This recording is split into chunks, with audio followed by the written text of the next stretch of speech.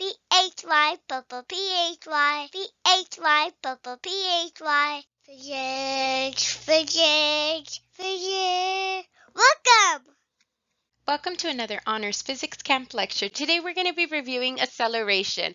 Alex, what are you up to? Racing, huh? Well, then you're in luck. Today's lecture will help you understand which toy car has a better chance of winning a race. So make sure you take good notes and let's begin. So which car do you think will win? Good job, Alex. The winner would depend on how much time was given for the race. But why do you think that is?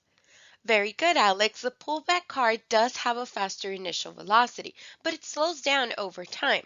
Now, as far as the battery-powered car, it has constant velocity, meaning the same velocity throughout. But unfortunately, it is a lot slower than the pullback car's initial velocity. Okay, so let's have them race for 3 seconds. Well, let's say that you place the meter sticks on the floor to mark the distance, and then place both cars' front wheels at the 0.1 meter mark. Now we're going to have already pulled back the car and turned on the constant velocity car. That way they're ready to go. Okay, ready, set, go.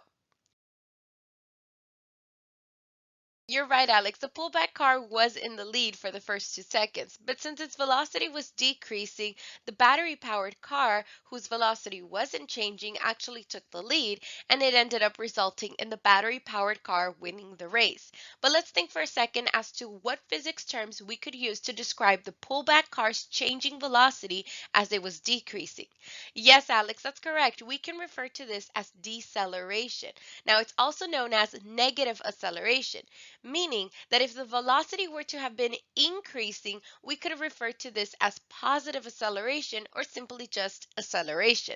Yes, that's right, Alex. Acceleration is a vector since it can be positive or negative because it is involving velocity, which is also a vector and it indicates the direction such as positive or negative.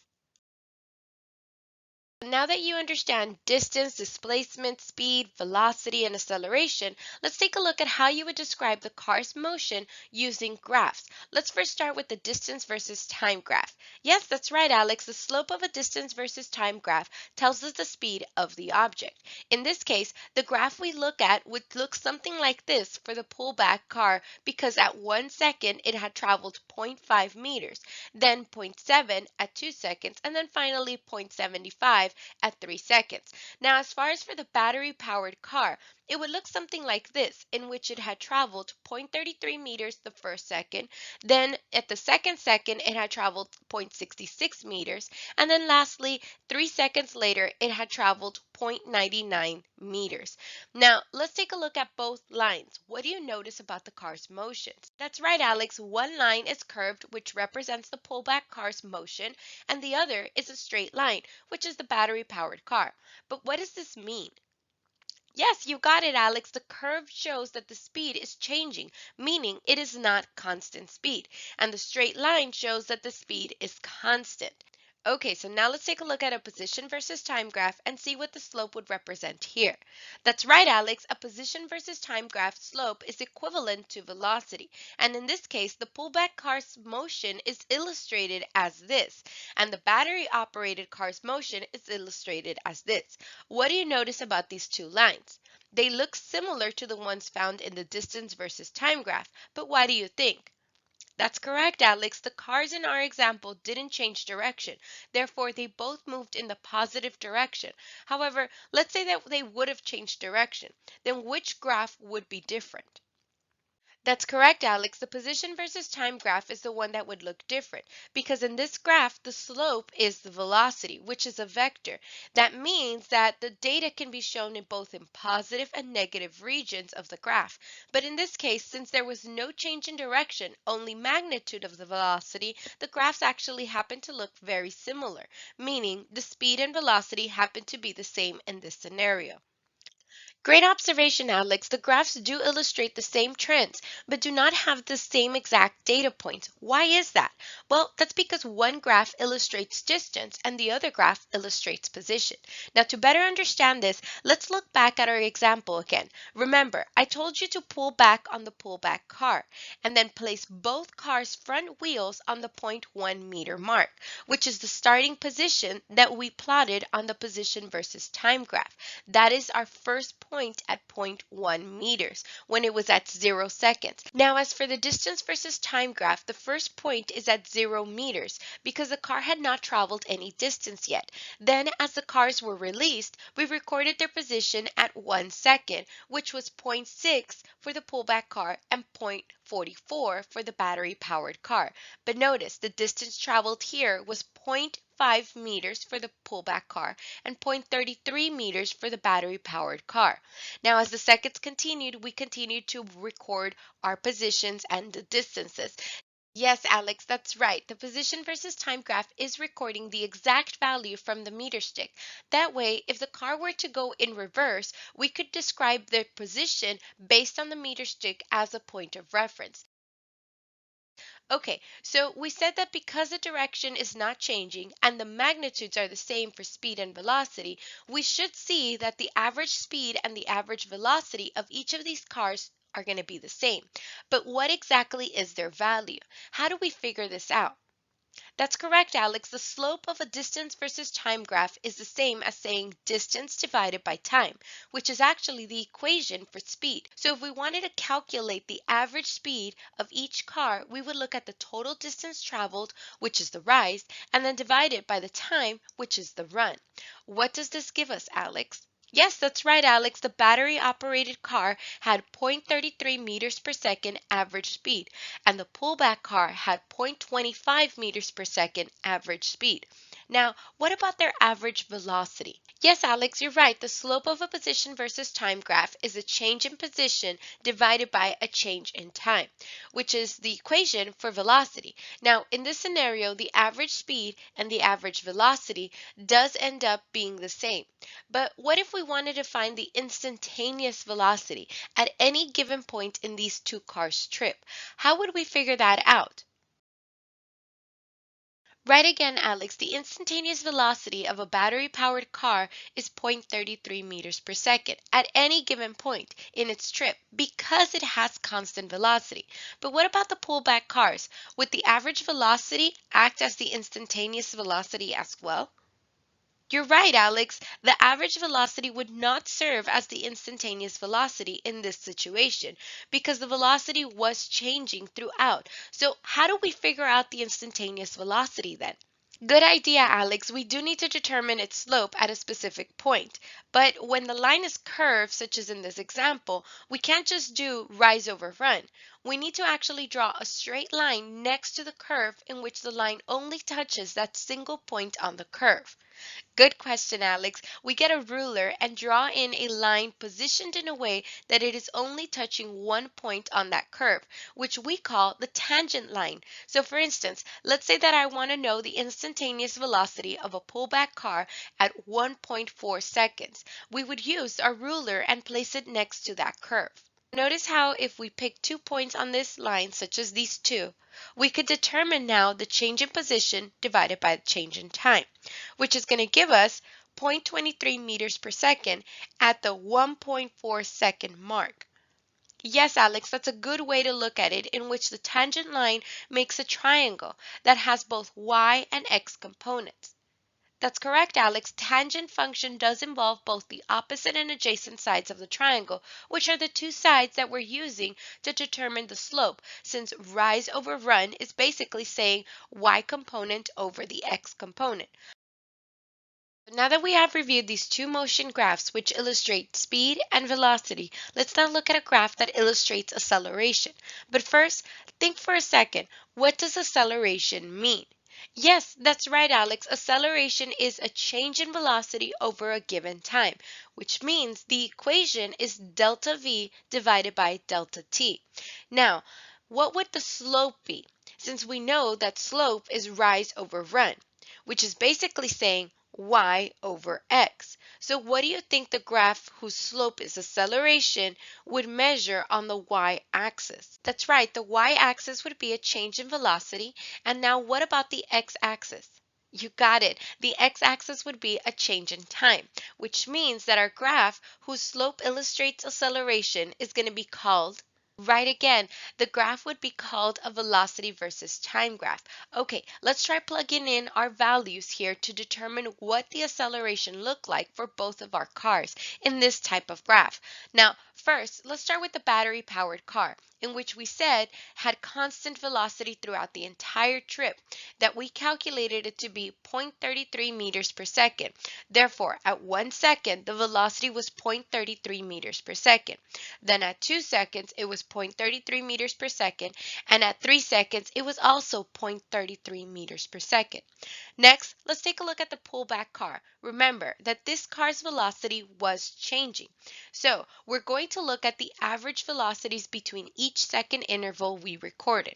For instance, the first average velocity would be calculated taking into account the change in position between 1 second and 0 seconds, then dividing it by time, such as 0.6 minus zero point 0.1, then dividing it by 1 minus 0, which results in zero point 0.5 divided by 1, giving us an average velocity of 0.5 meters per second at 1 second. Next, let's calculate the average velocity between 2 seconds and 1 second. The change in position from 2 to 1 second was 0.8 minus zero point 0.6, which gives us 0.2, then divided by the change in time, which is 2 minus 1.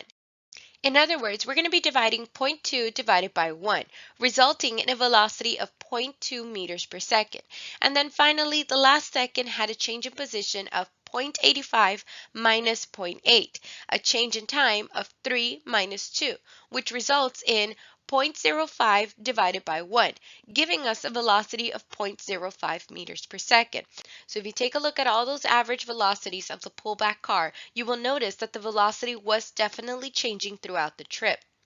Good observation, Alex. The battery-powered car is supposed to have constant velocity. However, if you notice on the graph, it starts at 0, then the line shoots up to 0.33 meters per second. Now notice, this 0 point is actually referring to the car at 0 seconds, meaning before you turned on the car to actually start the race. Now then, once you turned on the car, it immediately began to move, meaning from time 0 to 1. That's why there was a change in velocity, because it was from not having a velocity to now having a constant one, which is 0.33 meters per second. Now, in a way, you could say that the velocity increased, but we could simply ignore the 0 time, because that was actually when the car was off, and base it only on when it was officially switched on, which was at 1 second. And in this case, it would look like this. Same goes for the pullback car, in which time 0 was when the car was not moving yet, and as soon as we released it, there was an initial velocity. However, we didn't record it until 1 second later. So in reality, that initial velocity could have already been decreasing by the time that we recorded what the velocity was. So we don't really know what was the true initial velocity. But here's my question. How could we have recorded the true initial velocity more accurately in our experiment? Yes, Alex, that's right. We could have used motion sensors to detect the change in position continuously over a given amount of time, which would result in a more accurate representation of its changing velocity from that initial velocity. But for the purposes of this example setup, we could simply omit these 0 seconds and focus on the trend seen once the cars are already in motion, which would look like these.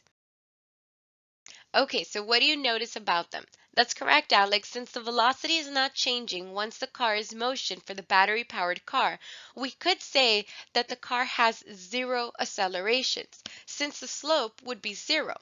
Now, what about the pullback car? What do you notice about this car's acceleration? Very good, Alex. Based on this line, you can see that the velocity is changing. So there is an acceleration. And since it is decreasing, its velocity would be referred as deceleration. However, you can also see that the rate at which the velocity is decreasing is actually changing, meaning that the slope changes. And if that changes, that means that acceleration is also changing. So what would a constant acceleration look like? You got it, Alex. A straight diagonal line would consist of the same slope, which means that acceleration is the same throughout. But what does that mean? Very good, Alex. Constant acceleration simply means that the velocity is changing at the same rate, meaning the same amount of change over a given time. So let's verify that the acceleration for the pullback car is not constant. How would we do that? Great idea, Alex. Let's calculate the slope at 2 seconds and at 3 seconds, and then we can compare to see if they are the same value. If not, then we would verify that acceleration was not constant. Okay, so let's start with acceleration at 2 seconds. Remember that the slope is rise over run, in which in this case it's change in velocity over a change in time, meaning zero point 0.2 minus zero point 0.5 divided by 2 minus 1. This results in negative zero point 0.3 meters per second squared. And then when we calculate the slope at 3 seconds, we get negative 0.15 meters per second, which tells us that the acceleration was not constant since it was changing as time passed. Yes, Alex, that's right. We refer to this type of change in velocity as deceleration or negative acceleration. Okay, so now I have another question for you. Do you know what that shaded area would represent in a velocity versus time graph? That's right, Alex. The total area of this shaded area in a velocity versus time graph is actually the displacement. Now, to figure this out, you need to remember a couple of equations for math regarding area, such as the equation to determine the area of a triangle and a rectangle. Very good, Alex. If we were to use these equations to determine the area under the line drawn in a velocity versus time graph, it would actually tell us the displacement. So let's try it out with the battery-powered car. In this case, we would use the area equation of a rectangle, which means that we would multiply 0.33 times 2, giving us a distance of 0.66. And if you notice, that is the displacement recorded in our position versus time graph between 1 and 3 seconds, in which the final position was 0.99 and the initial was 0.33, resulting in a displacement of 0.66. No, Alex, it's not magic. It's actually just math. In fact, you're actually using the velocity equation to solve for displacement without even knowing it. For instance, the velocity equation states that velocity equals displacement divided by time. Well, if you manipulated this equation to now solve for the displacement, what would that equation look like? Good job, Alex. Now think about the area equation that we used. We said that the area of a rectangle was equal to the base times height. Well, think about it. The base is actually the total time, and the height is actually the change in velocity. So that will give us displacement. I'm glad you get it, Alex. So now just remember that the slope of velocity versus time graph is acceleration, and that the area under the line is displacement. Okay, so let's take a look at a big picture as to what trends may be commonly seen among position versus time graphs and velocity versus time graphs. For instance, this first set of motion graphs indicates that there is no change in position, therefore no velocity, no acceleration. In these sets of graphs, we see that there is a change in position in a positive direction in which the slope is the same. Thus, the velocity is constant, resulting in zero acceleration. Now we have a change in position in the negative direction in which the slope is also the same throughout. Thus, the velocity is also constant, resulting in zero acceleration. Okay, now we have a change in position in the positive direction. And notice that the slope is changing. The curve is upward, thus the velocity is increasingly changing, resulting in a positive acceleration. Next, we see a change in position in the positive direction. Notice that the slope is changing, but the curve is downward, thus the velocity is decreasing the positive velocity, resulting in a negative acceleration. Now we have a change in position towards the negative direction, in which the slope is changing and the curve is downward. Thus, the velocity is decreasing the negative velocity, resulting in a positive acceleration. Now we have a change in position towards the negative direction, in which the slope is changing and the curve is upward. Thus, the velocity is increasing the negative velocity, resulting in a negative acceleration. Very good, Alex. If we would develop an acceleration versus time graph of the battery-powered car and the pullback cars between 2 and 3 seconds, we would see that the battery-powered car had no acceleration. Therefore, the line would be horizontal on the zero. Now, because it had that constant velocity, that means that it was not changing. Therefore, zero acceleration. Now, as far as for the pullback car, you notice that the rate at which the velocity changed was not the same between these two time frames, meaning the acceleration changed. Notice that the slope decreased, meaning that the acceleration decreased, which is what we would see in the acceleration versus time graph. This concludes our video lecture. Make sure that you took good notes, and that's it. Have a great one.